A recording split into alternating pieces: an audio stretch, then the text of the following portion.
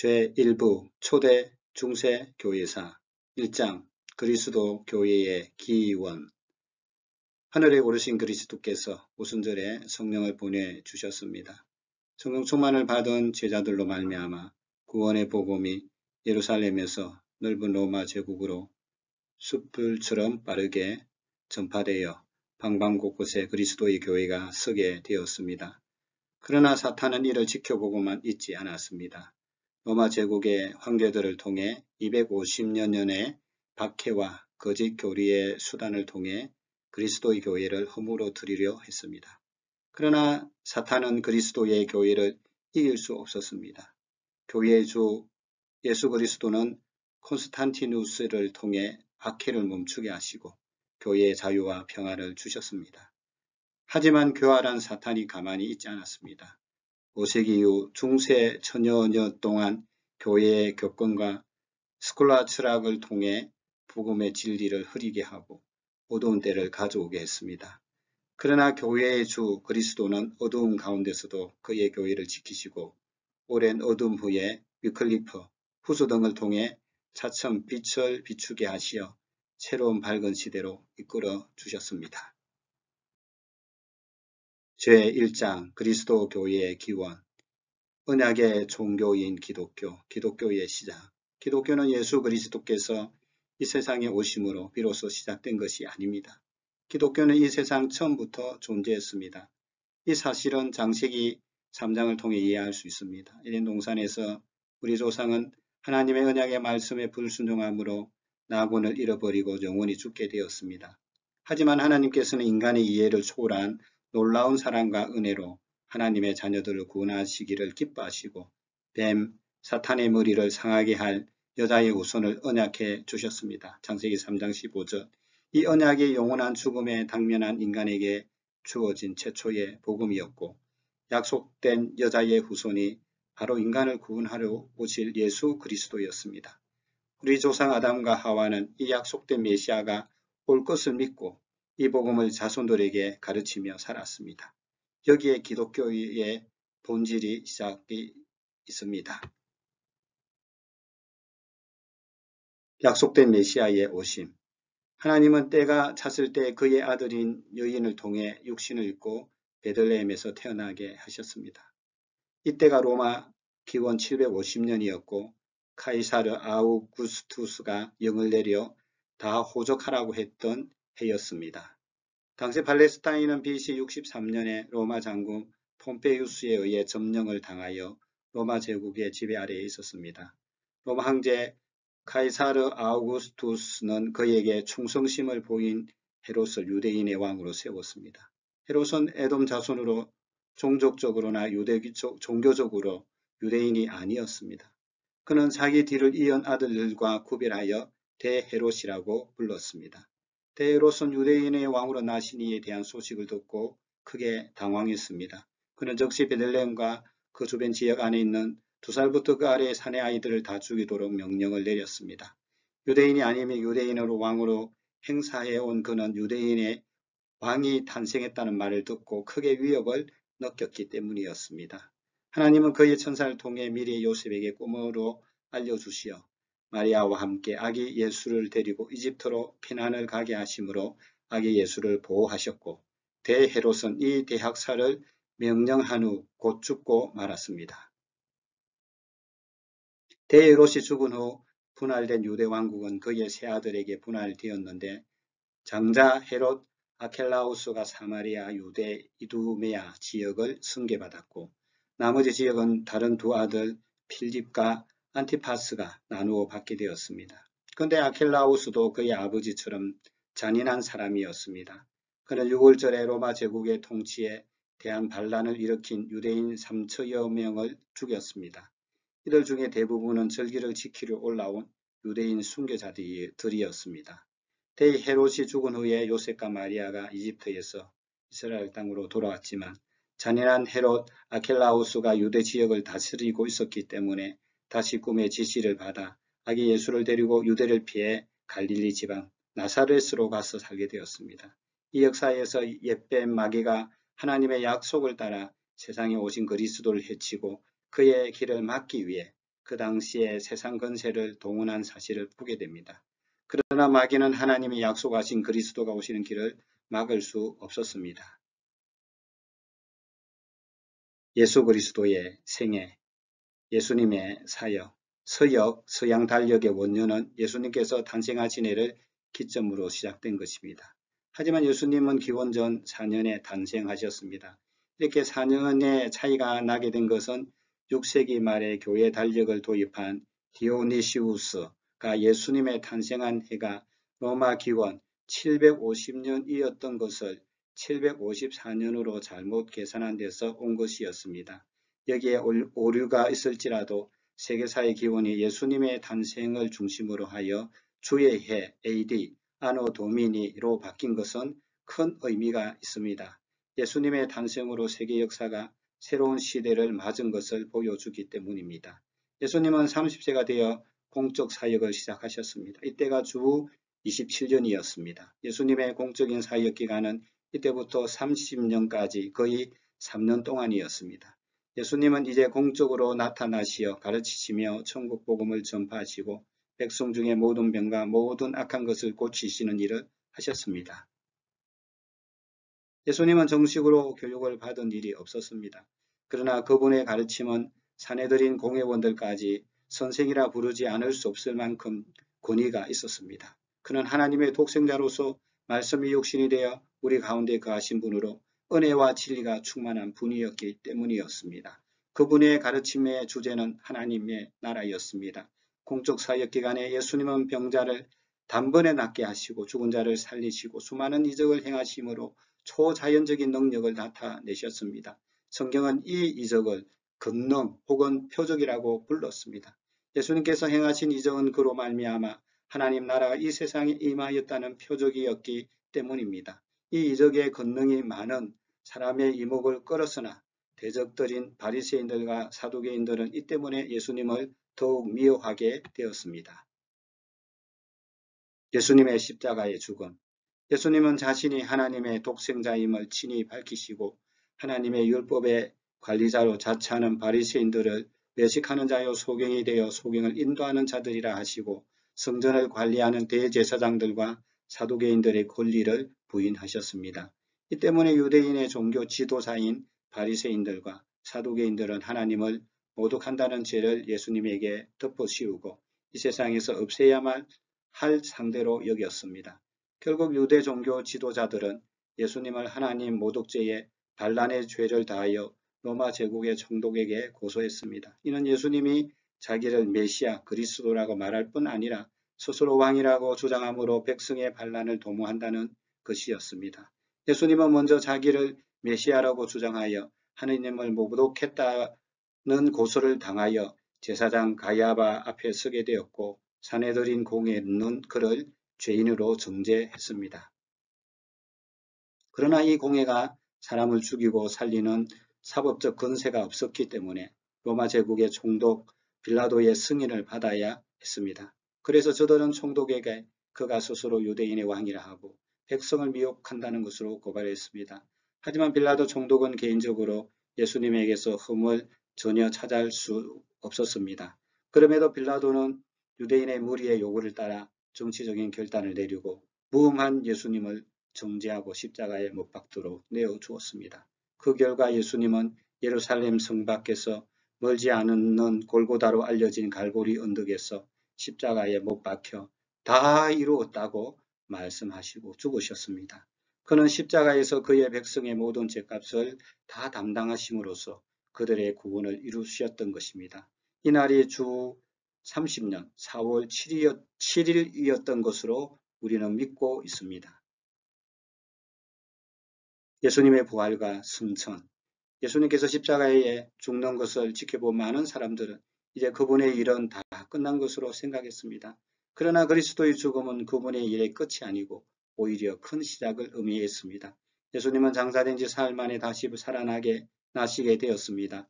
이 부활이 없었다면 예수님의 생애는 헛되게 보였을 것입니다. 부활로 말미암아 그의 죽음이 하나님 아버지의 공의를 만족하게 하고 그분이 위에 죽은 하나님의 백성들의 구원을 이루시고 그들의 의가 되었다는 사실을 밝히 드러낸 것입니다.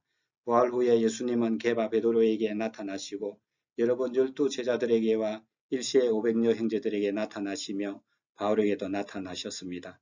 그리스도의 교회는 그 핵심을 예수님의 십자가 죽음과 부활에 두고 있습니다. 사도 바울은 그리스도께서 만일 다시 살아나지 못하셨으면 우리의 전파하는 것도 헛것이요 또 너희 믿음도 헛것이라고 했습니다.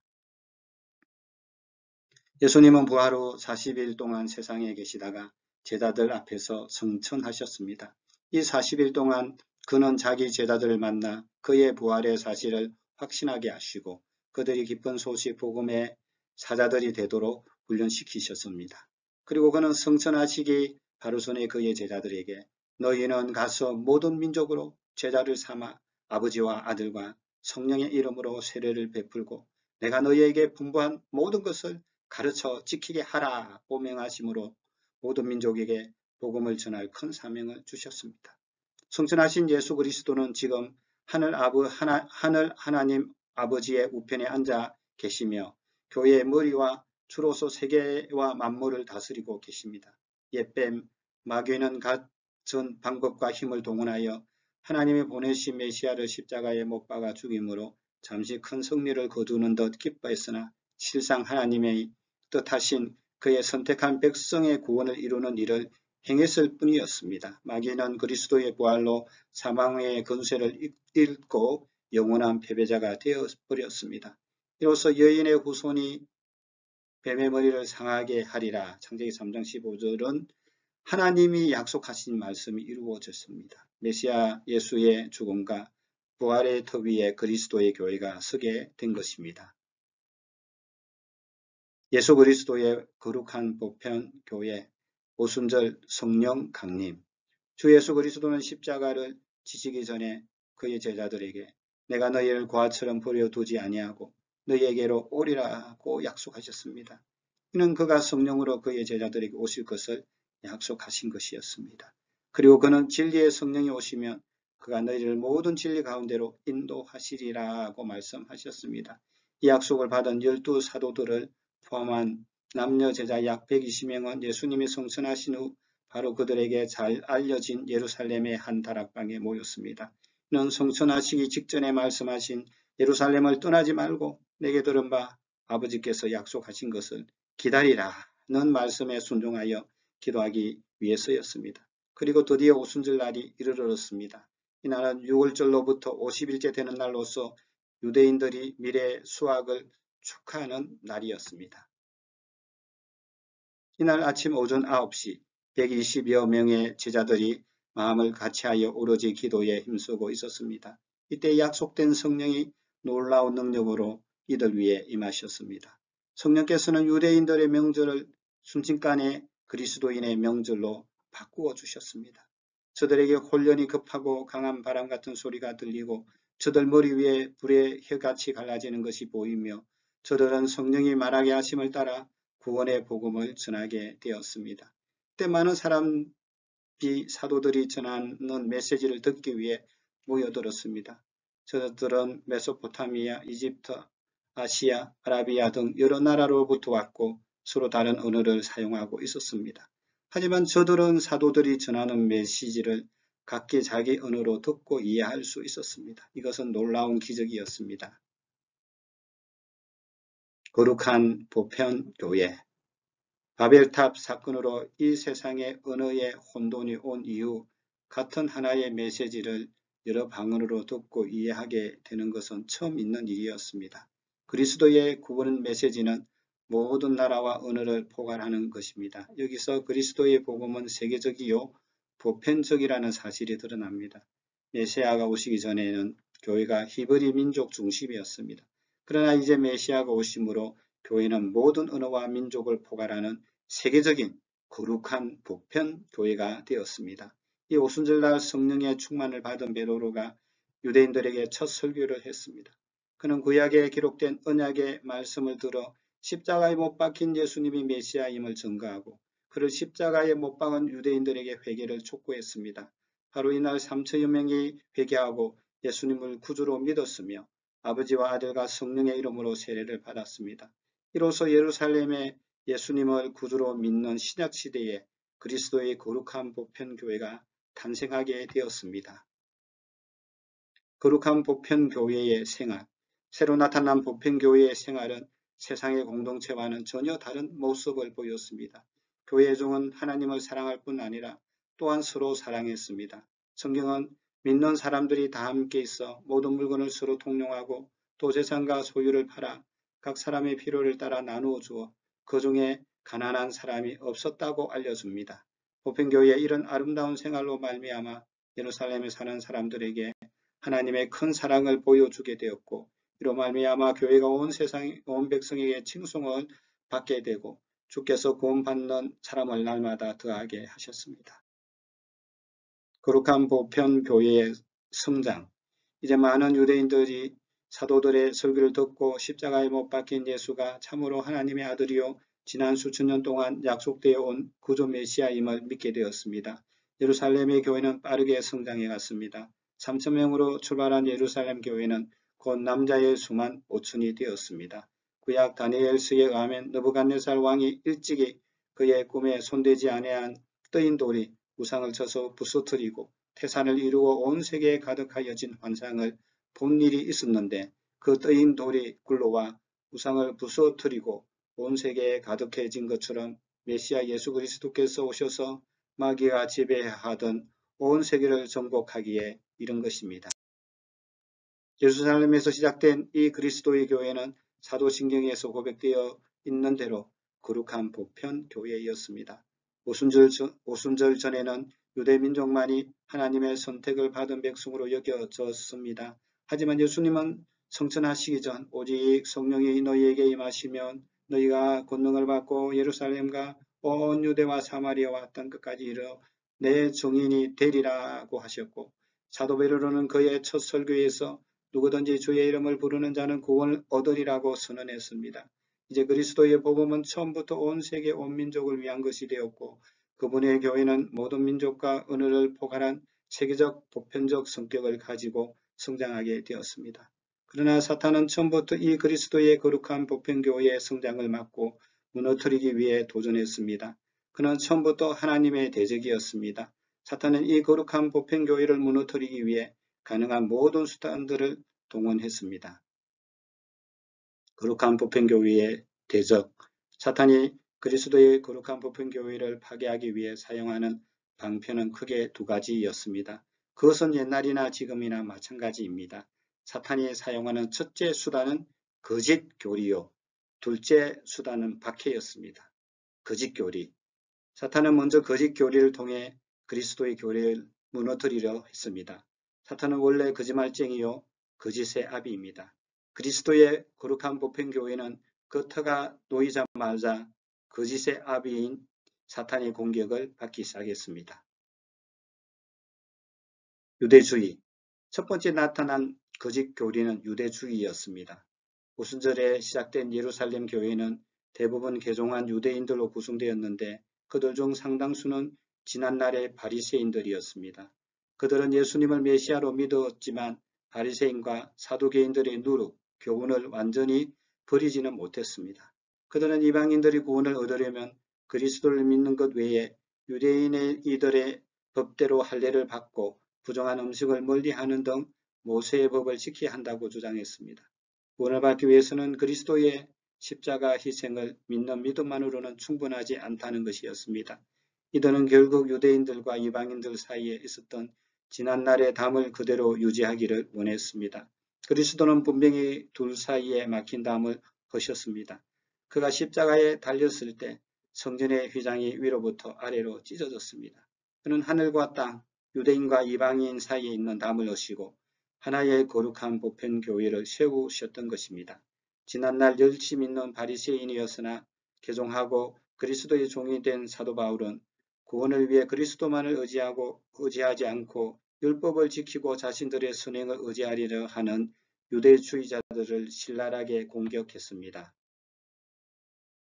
그는 유대주의자들을 반대하고 유대인이나 헬라인이나 모두가 그리스도인이 되어야 한다고 주장했습니다. 주 예수 그리스도는 바울을 통해 교회가 유대교의 한 종파가 아니고 유대인이나 헬라인이나 오직 믿음을 통해 구원을 받는 거룩한 보편교회라는 사실을 분명하게 드러내셨습니다. 이때 역사적인 큰 변화가 일어나게 되는데 유대의 예루살렘 교회가 아닌 이방의 안디옥 교회가 첫 번째 선교 교회로 등장하게 된 것입니다. 이곳에서 그리스도의 제자들이 처음으로 그리스도인이라 불리게 되었습니다. 이로써 그리스도의 교회가 유대계의 한 종파가 아니고 모든 이방 민족을 포괄하는 거룩한 보편교회라는 사실이 더욱 밝히 드러나게 되었습니다. 이제 안디옥 교회가 땅끝까지 모든 족속에게 그리스도의 복음을 전하는 선교의 전초 기지가 되었습니다. 바로 이곳 안디옥 교회에서 바울이 소아시아와 유럽의 복음을 전하는 전도자로 파송을 받아 선교 여행을 시작하게 되었습니다. 바울과 바나바가 첫 번째 선교 여행에서 돌아온 후 유대로부터 온 유대주의자들의 주장으로 말미암아 안디옥 교회에 어려움이 발생했습니다. 이때 안디옥 교회는 이에 대한 협의를 위해 바울과 바나바를 교회의 대표로 예루살렘에 있는 사도들과 장로들에게 파송했습니다. 그 결과 사도적 공의회의가 안디옥 교회의 대표들과 함께 모이게 되었습니다.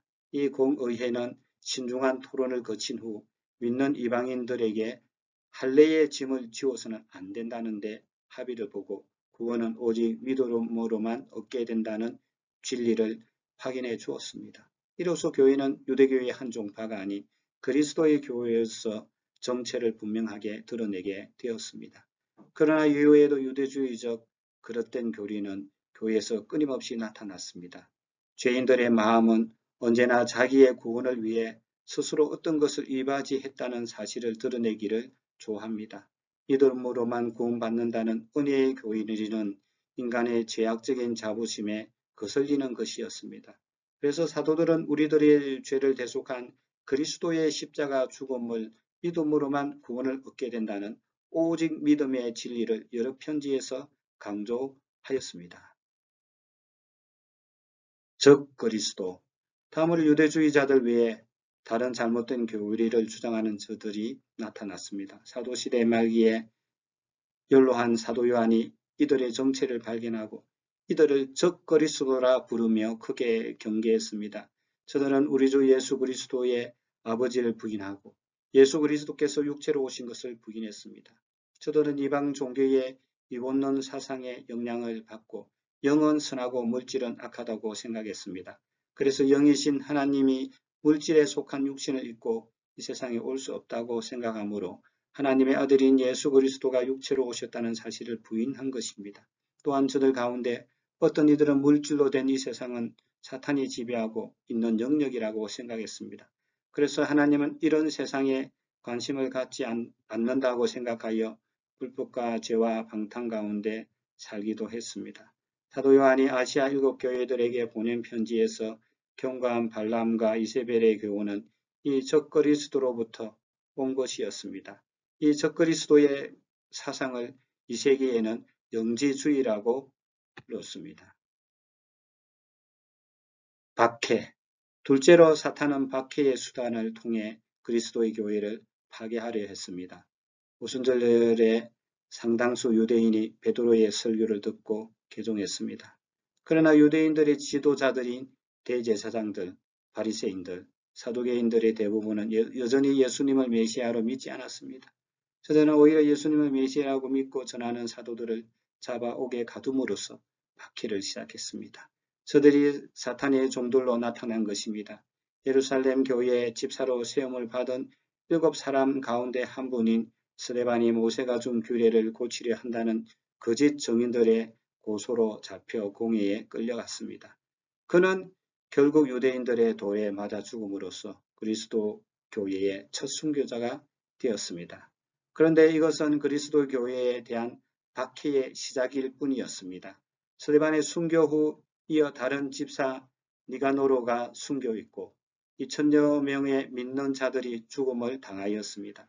사울이라는 젊은 광신적 바리새인이 교회를 진멸을 하려 각 그리스도인의 집에 들어가 남녀를 끌어다 옥에 넘겼습니다. 그런데 이런 박해가 교회의 성장을 멈추게 할 수는 없었습니다. 이로 말미암아 교회는 더욱 틀을 넓히고 성장해 갔습니다.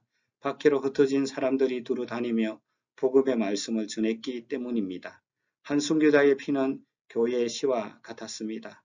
박해는 한 곳에 모여 있는 신자들을 사방으로 흩어지게 하여 복음을 전하게 하므로 오히려 교회의 성장을 촉진하는 기회를 주었던 것입니다.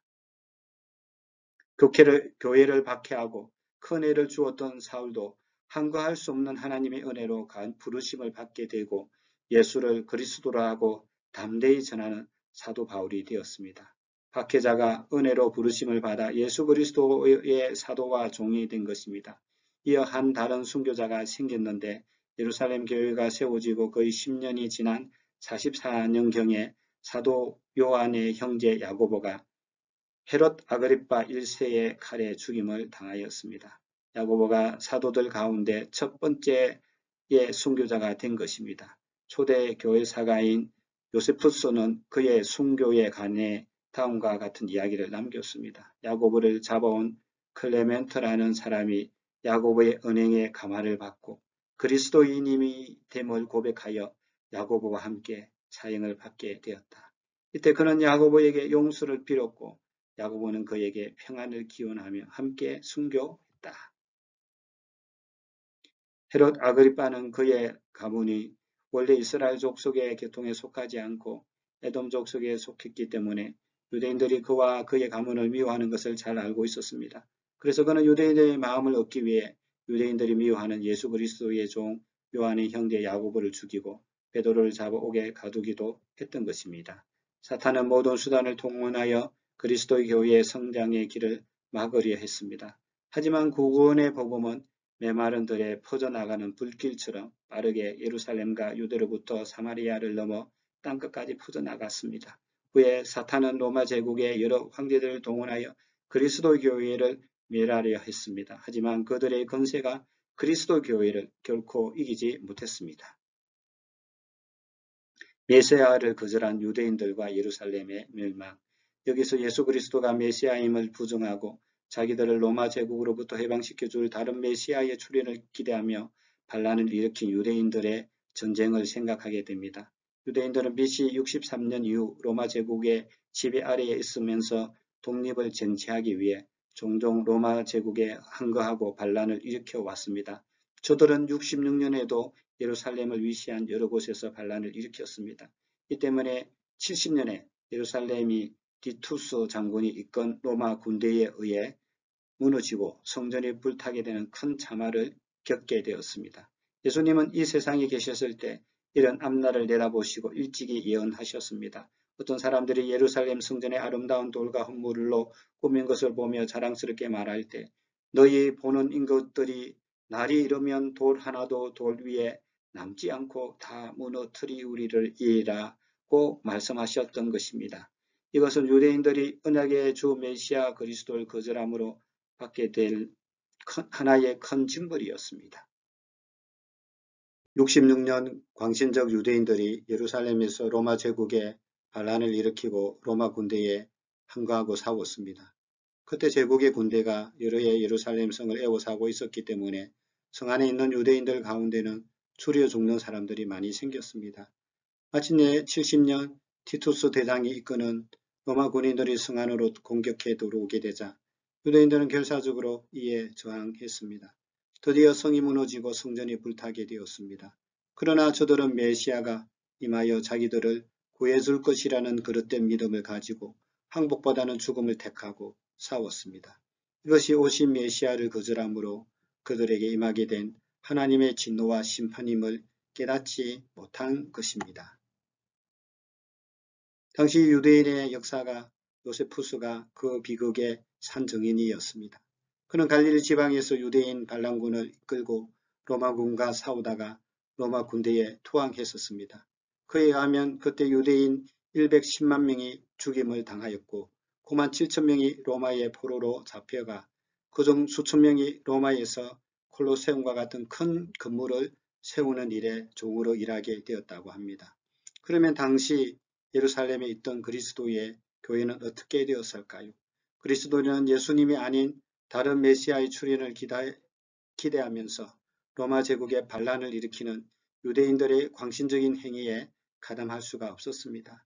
당시 예루살렘 성 밖에 살던 유대인들은 성 안이 피난처인 줄 알고 성 안으로 들어왔지만 그리스도를 믿는 유대인들은 일찍이 주께서 성내에 있는 자들은 나갈 것이며 초원에 있는 자들은 그리로 들어가지 말지어다 라고 하신 말씀을 기억했습니다.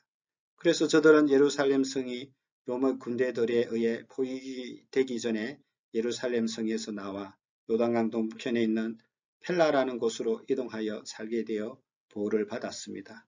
소돔성이 하늘에서 내린 유황불에 망하게 되었을 때 롯이 구원을 받았음과 같이 그리스도인들은 옛성 예루살렘에 쏟아진 하나님의 언약의 진노로부터 구원을 받았던 것입니다.